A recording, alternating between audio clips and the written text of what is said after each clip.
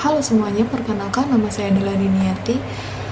Kali ini saya akan menjawab soal UAS mata kuliah Audit Sistem Informasi dengan dosen pengampu Bapak Novidia Natasha Eskom MMSI.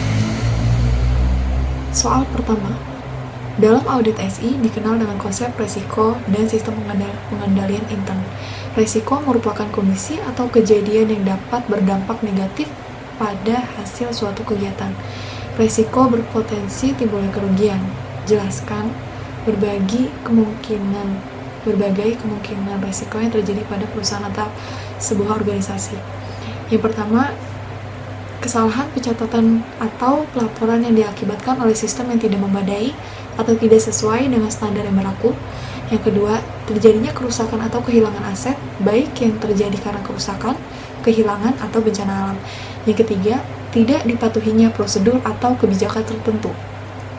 Yang keempat, terjadinya pencurian atau akses oleh orang luar. Kelima, kurang disiplinnya pegawai atau kinerja pegawai rendah. Dan keenam, penyelewenangan kewenangan oleh pihak manajemen. Soal nomor 2, jelaskan langkah-langkah mengaudit sistem operasi Windows.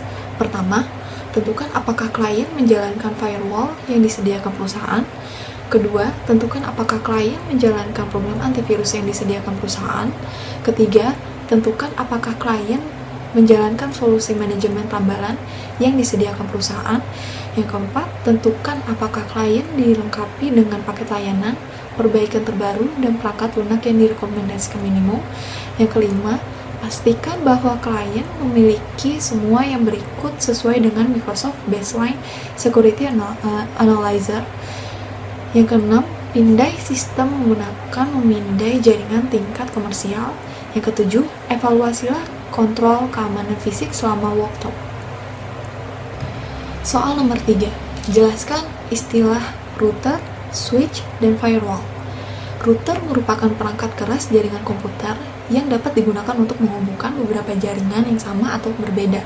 Router adalah sebuah alat untuk mengirimkan paket data melalui jaringan atau internet untuk dapat menuju tujuannya. Proses tersebut dinamakan routing.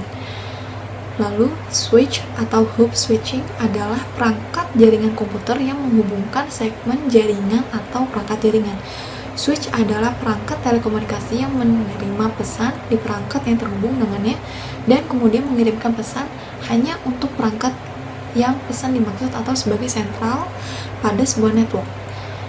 Yang ketiga, firewall. Firewall adalah sebuah sistem atau perangkat yang mengizinkan lalu lintas jaringan yang dianggap aman untuk melaluinya dan mencegah lalu lintas jaringan yang tidak aman. Firewall umumnya juga digunakan untuk mengontrol akses terhadap siapa saja yang memiliki akses jaringan pribadi dari pihak luar. Saat ini, istilah firewall menjadi istilah generik yang merujuk pada sistem yang mengatur komunikasi antar dua jaringan yang berbeda. Soal nomor 4, jelaskan langkah-langkah mengaudit database pada sebuah aplikasi. Pertama, pastikan bahwa versi database yang terbaru dan didukung oleh vendor. Yang kedua, pastikan ada kebijakan dan prosedur untuk mengidentifikasi kapan patch tersedia dan dapat diterapkan serta telah dipasang sesuai kebijakan manajemen database. Yang ketiga, tentukan apakah bangunan standar tersedia untuk database baru dan apakah garis dasar tersebut memiliki pengaturan keamanan yang memadai. Yang keempat, pastikan akses ke sistem operasi, izin pada direktori tempat database diinstal, file database, serta kunci register yang digunakan oleh database dibatasi dengan benar. Yang kelima, tinjau dan evaluasi prosedur untuk membuat akun pengguna dan pastikan bahwa akun dibuat hanya ketika ada kebutuhan bisnis yang sah. Kegiatan juga proses untuk memastikan bahwa akun dihapus atau dinonaktifkan secara tepat. Waktu jika terjadi pemutusan hubungan kerja atau perubahan pekerjaan. Keenam, periksa nama pengguna dan password default. Ketujuh, periksa password yang mudah ditebak. Kedelapan, periksa apakah kemampuan manajemen password diaktifkan.